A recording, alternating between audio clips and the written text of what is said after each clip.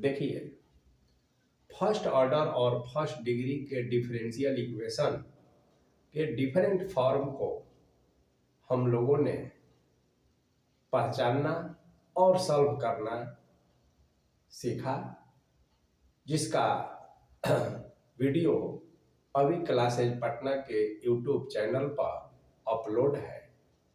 आज हम लोग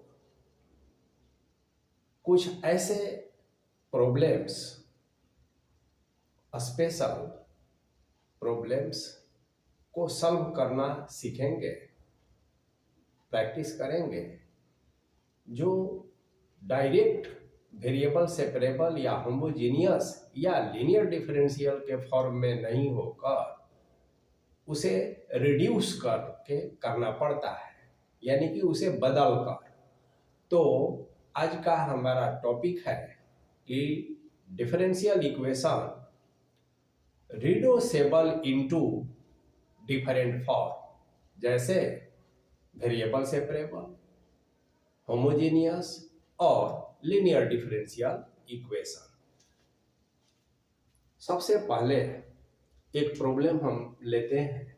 जैसे आपसे कहा जाए solve x plus y dy dx is equal to 1। अब देखिए, पहचान करना आप ही को है कि कैसे हम इसको सॉल्व करें।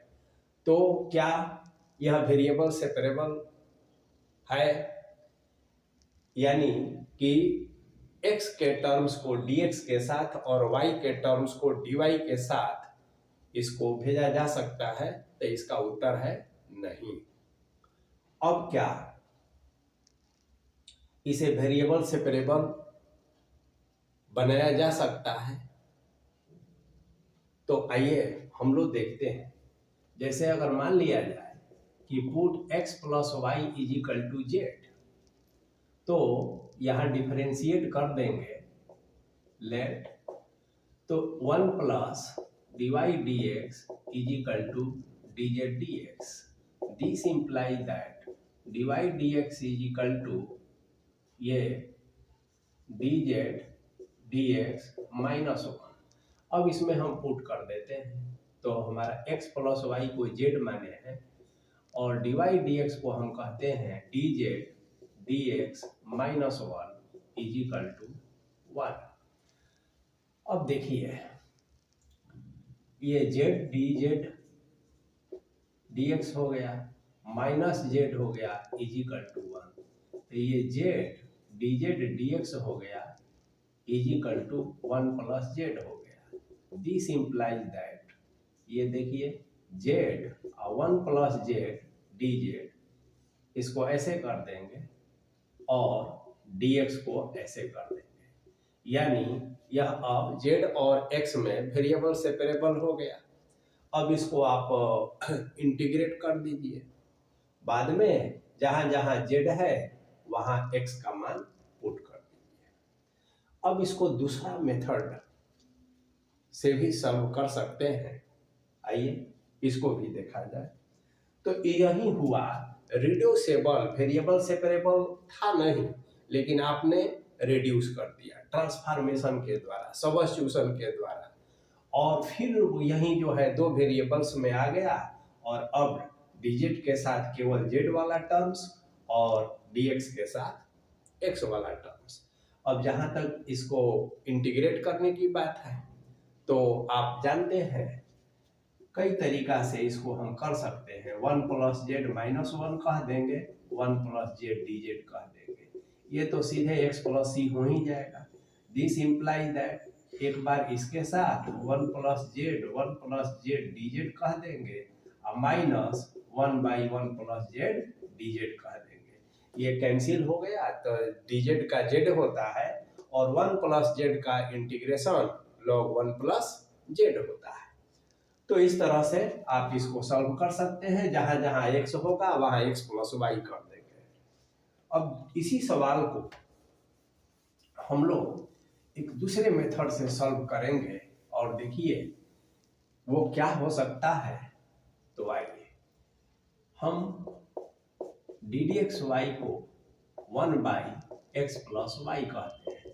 दिस इम्प्लाइज दैट, यदि हम इसको ऐसे कह दें तो ये ऐसे हो जाएगा। दिस इम्प्लाइज दैट, यदि हम इसको, यहाँ y होगा dx dy, और यहाँ पर हम -x कह के यहाँ पर हम y कह देते हैं। अब देखिए यह क्या है, तो याद कीजिए ये dx dy plus px is equal to q के फॉर्मेट में है। यह एक x में लीनियर डिफरेंशियल इक्वेशन है। This is the linear differential equation in x where p and q are functions of y alone are constant। इस form से आप परिचित हैं। तो यहाँ पर अब हमारा जो प्रॉब्लम है, देखिए कैसे इसको अब सॉल्व कर रहे हैं हम। तो d dx यहाँ, तो p इज इक्वल टू -1 हो गया। देखिए p is equal to -1, px तो -1 हो गया, कांस्टेंट हो सकता है या y का कोई फंक्शन होगा, और q के जगह पर y हो गया। अब लीनियर डिफरेंशियल इक्वेशन को यदि इस फॉर्मेट में है तो ये हम लोग ऑलरेडी पढ़ चुके हैं, और आप जानते हैं कि हमें एक इंटीग्रेटिंग फैक्टर की जरूरत होती है।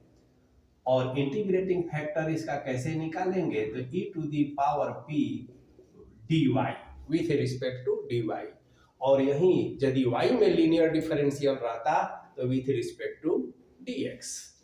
अब यहाँ देखेंगे e का पावर p तो -1 है, -1 और dy is equal to e का पावर माइनस बाहर हो गया और dy का y होता है ऐसे। तो IF हमारा निकल गया। अब सीधे कहेंगे सॉल्यूशन इज, है ना, तो x इंटू IF, इसका सॉल्यूशन ऐसे होता है, is equal to integration of q into IF, है ना, विथ रिस्पेक्ट टू dy और प्लस c हो जाता है। अब देखिए x तो x है और IF इसका आ गया e का पावर -y, q तो q क्या है, y है, तो यहाँ y कह देंगे, और ये e का पावर -y कह देंगे, और dy प्लस c कह देंगे।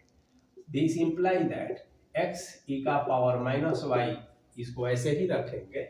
और अब देखिए ध्यान से, ये जो है बाई पार्ट्स का यूज कर लेंगे यहाँ पर, y इंटू ई का पावर, हाउ टू इंटीग्रेट, तब इंटीग्रेशन पर पकड़ आपकी अच्छी है ही, इसको इंटीग्रेट कर लेंगे। तो इस तरह से इसी प्रॉब्लम को रिड्यूस करके भी वेरिएबल सेपरेबल के द्वारा कर दिया गया, और इसको लीनियर डिफरेंशियल इक्वेशन के इस फॉर्मेट में जो x में लीनियर है तो ऐसे भी सॉल्व कर लिया गया। अब जरूरी नहीं कि हर प्रॉब्लम को ऐसा किया जाए। अब देखिए एक दूसरा सवाल लेते हैं।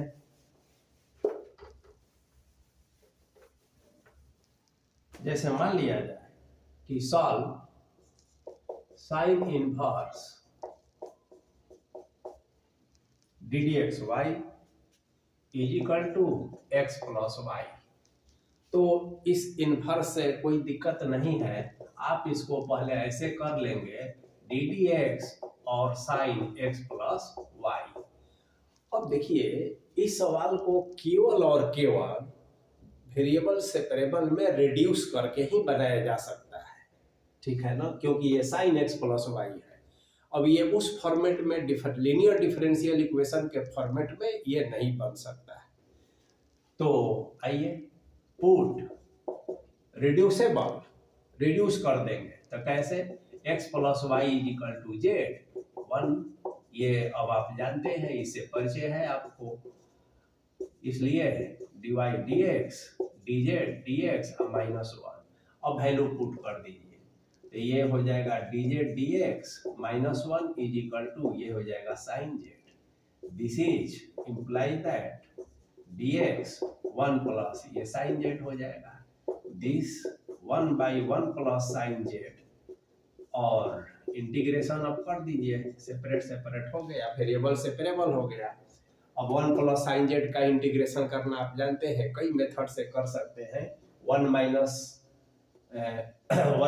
साइन जेड से गुना भाग करके कर लीजिए, या साइन को कॉस में बदल कर 1 प्लस कॉस थीटा वाला जो फॉर्मूला होता है फिर ऊपर चला जाता है, उसके द्वारा कर लीजिए। तो कई तरीका है आपके पास, आप इसको इंटीग्रेट कर दीजिए, जेड का मान x प्लस वाई रख दीजिए, वही आपका सोल्यूशन हो जाएगा। अब देखिए, कभी कभी जनरल सॉल्यूशन आप निकाल लिए, उसमें एक कांस्टेंट होता ही है, कभी कभी x और y का मान दिया रहता है और आपसे पार्टिकुलर सॉल्यूशन के बारे में पूछा जाता है। तो जो आपका सॉल्यूशन आया है उसमें x और y का वैल्यू पुट करके c का वैल्यू निकाल लेते हैं, और फिर उस सॉल्यूशन में, जनरल सॉल्यूशन में c का वैल्यू रख देते हैं, वहीं उस डिफरेंशियल इक्वेशन का पार्टिकुलर सॉल्यूशन कहलाता है। चलिए अब देखिए एक दूसरा सवाल लेंगे।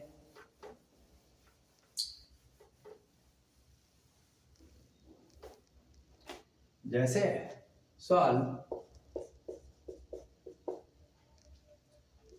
x plus y plus 1 x minus y minus 1, suppose इस तरह का कोई प्रॉब्लम है। अब इसको ऐसे भी हम कह सकते हैं, पूछने का तरीका x माइनस वाई माइनस 1 और d d x y is equal to x plus y plus 1, ऐसा भी कर सकते हैं, या फिर ऐसा भी दिया रहेगा। देखिए x minus y minus 1 d y is equal to x plus y plus 1 d x, ये सब एक ही, इस फॉर्मेट में दिया रहे, इस फॉर्मेट में दिया रहे, इस फॉर्मेट में दिया रहे।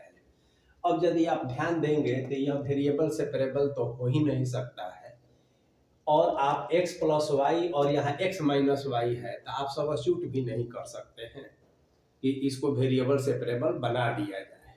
अब आइए, यह होमोजेनियस भी नहीं है, क्यों? क्योंकि यहाँ जो है 1 है, यहाँ 1 है, यहाँ 1 है, इस पर भी 1 है।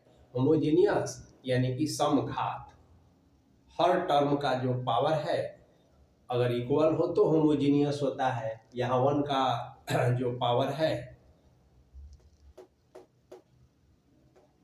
1, यानी कि x टू दी पावर 0 या y टू दी पावर 0, इसका 1 है, तो ये होमोजेनियस नहीं होगा। होमोजेनियस का और तरीका है, x is replace by tx and y is replace by ty, तो आप देखेंगे कि ये फिर से फंक्शन नहीं प्राप्त होता है। तो और क्या लीनियर डिफरेंशियल इक्वेशन के फॉर्म में लिखा जा सकता है? नहीं।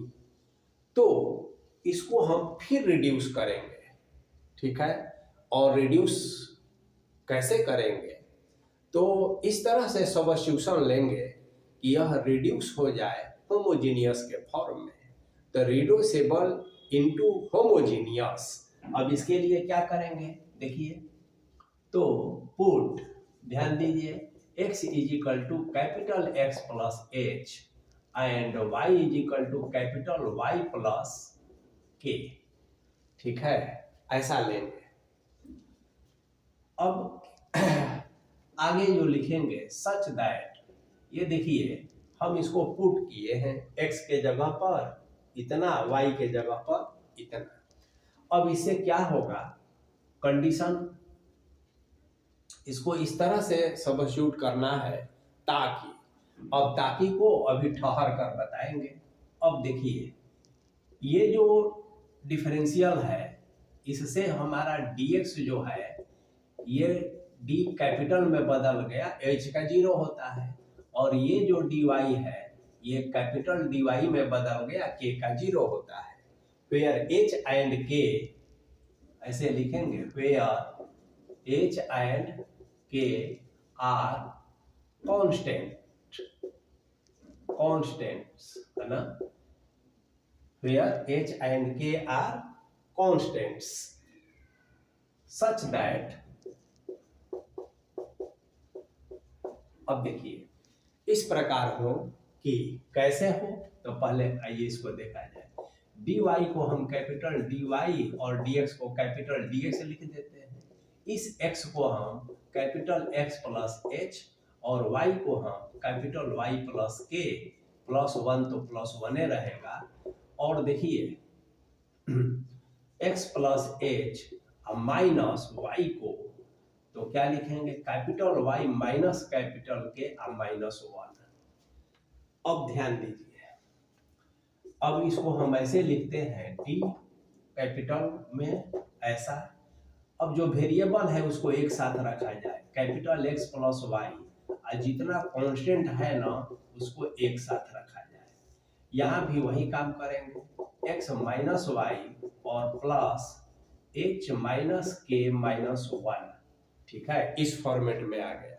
अब देखिए यह होमोजेनियस हो सकता है कब आते, जब ये 0 हो जाए और यह भी 0 हो जाए, ठीक है ना, ये 0 हो जाए और यह भी 0 हो जाए, तो इतना प्लस 0, तब देखिए x plus y x minus y, ये सब जो है सेम ऑर्डर का हो गया। तो डिग्री ऑर्डर, तो अब यहां लिखेंगे सच दैट, देखिए h plus k plus 1 is equal to 0 and h minus k minus 1 is equal to 0। तो अब ये जो सब्स्टिट्यूशन हम लेंगे तो इस प्रकार कि ये और ये दोनों वैल्यू 0 हो जाए। अब आइए, अब यहां से हम क्या देखते हैं, this implies that h plus के इज इक्वल टू माइनस 1 और h माइनस के इज इक्वल टू 1। अब इसको ऐड कर देते हैं तो यहाँ 2h हो जाएगा इज इक्वल टू ये 0 हो जाएगा, इसलिए h is equal to 0, h का वैल्यू हमें 0 रखना है।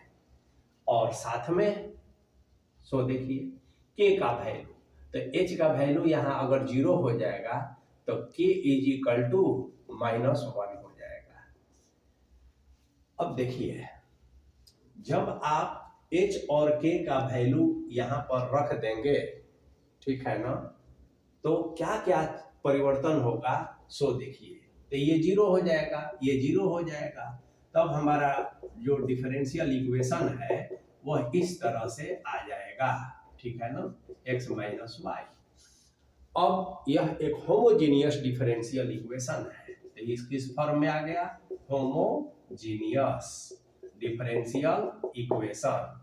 अब होमोजीनियस डिफरेंशियल इक्वेशन को सॉल्व करना आप जानते हैं, वही चीज put capital Y is equal to capital dx, तो dx is equal to x का v प्लस x और dv dx। अब सेम प्रोसेस वही हम अपनाएंगे, तो देखिए क्या होगा, v प्लस x है ना dv dx, और यहाँ हो जाएगा x, y को कहते हैं vx by x minus vx, x common हो गया तो 1 प्लस v और x यहाँ कॉमन हो गया 1 माइनस v, x और x कैंसिल। अब देखिए दिस इंप्लाइज दैट ये x dv dx is equal to ये हो जाएगा 1 plus v 1 minus v minus v, ये v जो है यहाँ चला गया, इसका मतलब है अब ये आप कर सकते हैं, इतना इसका 1 माइनस v हो गया और 1 plus v minus v plus v square हो गया, ये और ये कैंसिल हो गया। अब देखिए अब यह वेरिएबल सेपरेबल हो जाएगा। अब कैसे वेरिएबल सेपरेबल होगा, तो देखिए 1 minus v 1 plus v square integration with respect to v और 1 by x with respect to dx। अब आप इंटीग्रेट कर देते हैं, ये v capital X capital Y के रूप में आएगा, तो देखिए आंसर आपका जो आएगा v और कैपिटल X में आएगा। सबसे पहले आपको क्या करना है, कि चूंकि आपने माना है y is equal to v x, तो v is equal to capital Y by capital X, तो आपका जो आंसर आएगा तो v के जगह पर capital Y plus capital X रखेंगे और x का कोई भी और फंक्शन आएगा तो सब इस रूप में आपका आंसर आ जाएगा। अब इतना ही नहीं, आपका क्वेश्चन जो है स्मॉल एक्स वाई में दिया है, अभी आपका कैपिटल एक्स वाई है, तो यह भी माना हुआ है, आंसर भी आपका स्मॉल में आना चाहिए। तो बहुत आसान है। देखिए लास्ट में क्या करेंगे कि आपने क्या माना है, तो देखिए यहाँ पर आ जाइए, आपने माना है कैपिटल एक्स प्लस एच, तो कैपिटल एक्स बराबर कितना, ध्यान दीजिए, तो यहाँ से आप देखेंगे यदि x बराबर capital x plus H, this implies that capital x बराबर x माइनस एच, यानी x और h का तो वैल्यू जीरो है, तो जीरो यानी कि कैपिटल x के जगह पर केवल हम स्मॉल x लिख देंगे। और उसी तरह से यदि y is equal to capital Y plus k आप लेते हैं, तो ध्यान दीजिए y बराबर लिखना होगा तो y माइनस के कह देंगे, है ना, स्मॉल में। अब चूंकि कैपिटल Y बराबर y तो y ये रहेगा, k का मान आपका -1 आया है, तो यहाँ -1 कह देंगे, यानी y is equal to small y plus 1 capital Y।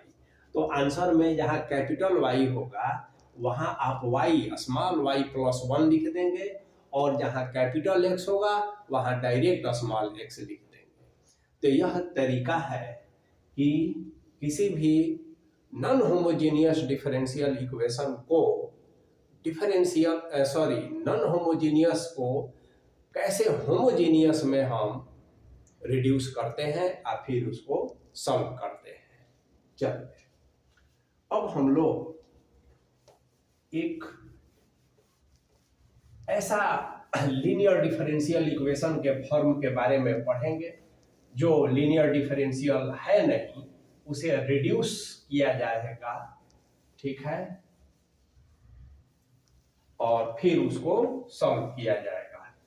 तो एक सवाल उससे, लेकिन सवाल से पहले एक लीनियर डिफरेंशियल का फॉर्मेट और एक स्पेशल केस भी हम लोग देखेंगे। देखिए, और वो केस है ना, पहले जानना है बर्नौली, है ना, बर्नौलीज थ्योरम या बर्नौली इक्वेशन कहिए, थ्योरम नहीं, बर्नौली इक्वेशन। अब ये बर्नौली जो है मैथमेटिशियन, डिफरेंशियल इक्वेशन पर इन्होंने भी कुछ काम किया, और थोड़ा भी काम किया तो उसका सम्मान के तहत एक इक्वेशन जो रिड्यूसेबल के ही तरह है कि reducible into linear differential equation, कोई नई बात नहीं थी, फिर भी इसको बर्नौली इक्वेशन कहा जाता है। तो जैसे आप जानते हैं कि लीनियर डिफरेंशियल इक्वेशन का जो फॉर्म होता है, तो dy dx plus p y is equal to q, जो y में लीनियर है या x में लीनियर हो। अब देखिए इसमें एक बदलाव होगा, इसका जो फॉर्मेट है हम ऐसा बदल देते हैं। देखिए dy dx plus p y is equal to q, और यहाँ कह देते हैं yn।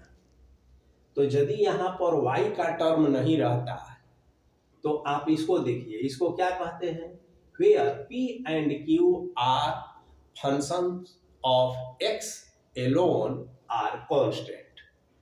अब यहाँ समस्या क्या हो गई कि p और q, तो एक लाइन लिख देते हैं, where p and q are functions of x alone or constant, ठीक है ना। तो देखिए इसमें स्टैंडर्ड फॉर्म है, अब इसका जो है बनाना आप जानते हैं, इसको रिड्यूस नहीं करना है, ये लीनियर डिफरेंशियल इक्वेशन है और उसको सॉल्व करने का तरीका आपको मालूम है। यह जो है लीनियर डिफरेंशियल इक्वेशन नहीं है, क्यों? क्योंकि यहाँ पर वाई एन का भी फंक्शन दिया है, वाई का भी फंक्शन दिया हुआ है और केवल एक्स का होना चाहिए। तो इस तरह के खास फॉर्म को तो आप लिख सकते हैं एंड डिफरेंशियल इक्वेशन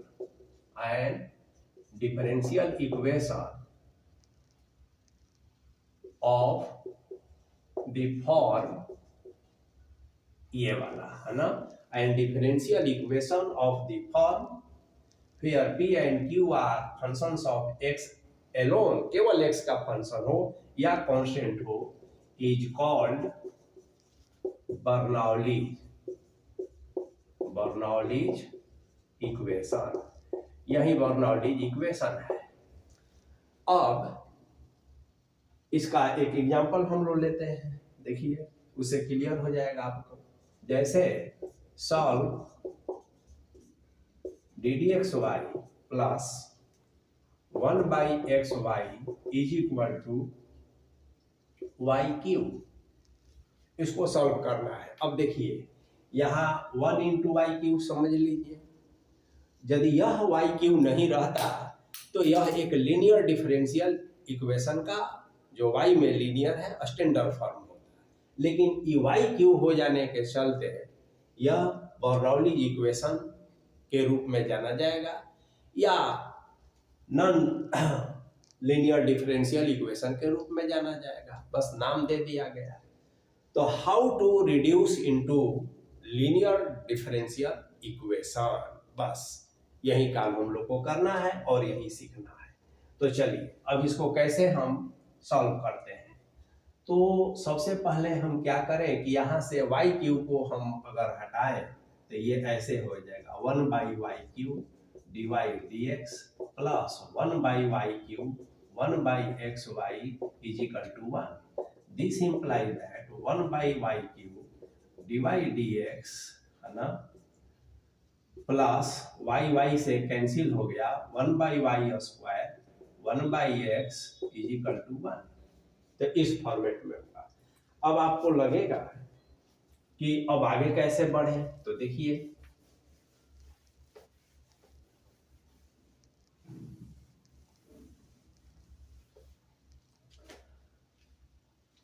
हम सब्स्टिट्यूट कर लेते हैं, पुट 1/y स्क्वायर को जेड है ना, जेड कर लीजिए, टी कर लीजिए।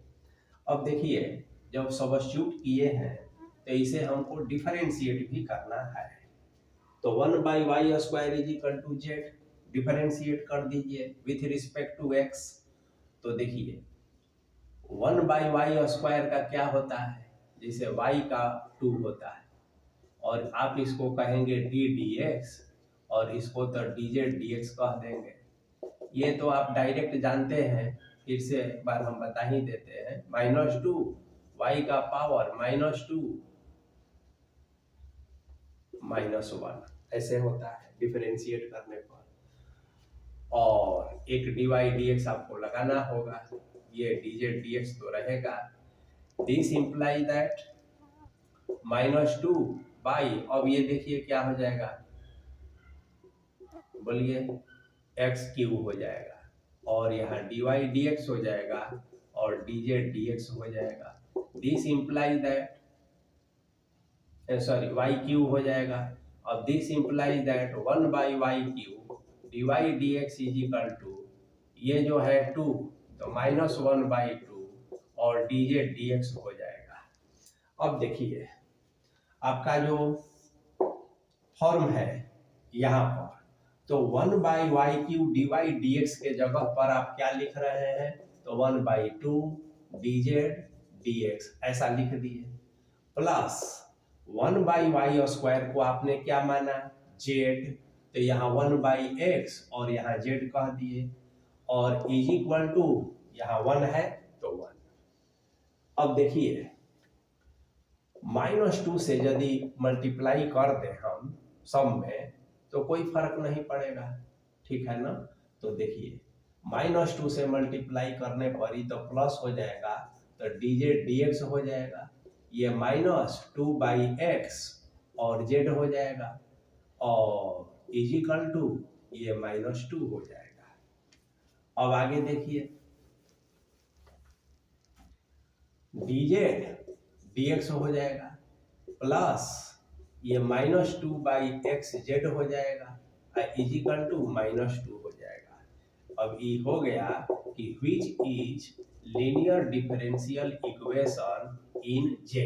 अब देखिए z में यह एक लीनियर डिफरेंशियल इक्वेशन है विथ रिस्पेक्ट टू, ठीक है ना। अब क्या करेंगे तो बस अब बन जाएगा, इंटीग्रेटिंग फैक्टर निकालेंगे। तो देखिए आई एफ तो e का पावर और p dx है ना। तो देखिए यह z में, तो जब y में लीनियर रहता है तो विथ रिस्पेक्ट टू x, और जब x में लीनियर रहता है तो विथ रिस्पेक्ट टू y।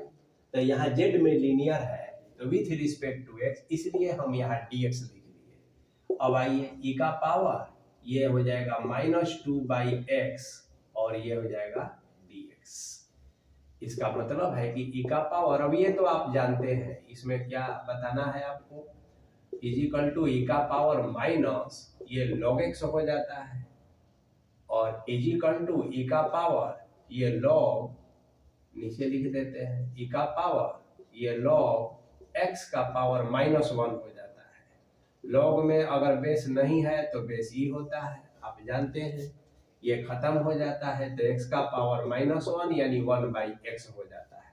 तो इंटीग्रेटिंग फैक्टर आपका निकल गया। बाकी सॉल्यूशन लिखना आप जानते हैं, क्या लिखेंगे, z into I F is equal to q, तो q का मान -2 है और 1/x है, और ये हो जाएगा dx प्लस c हो जाएगा। अब देखिए इसका तो फिर इंटीग्रेट आप कर सकते हैं, तो x में होगा, इसमें कुछ नहीं करना है। और यहाँ जहाँ जहाँ z है तो आप जो माने हैं, ठीक है ना, उसको वैल्यू पुट कर देंगे, 1/y² कह देंगे। IF आपका 1/x आया है और इजिकल टू ये रिजल्ट आएगा। तो इस तरह से आप ऐसे प्रॉब्लम्स का भी ज़्यादा से ज़्यादा प्रैक्टिस करेंगे तो पूरी डिफरेंशियल इक्वेशन पर आपकी पकड़ बहुत ही बेहतर हो जाएगी। आप अच्छा महसूस करेंगे, आपका कॉन्फिडेंस लेवल बहुत ही हाई हो जाएगा।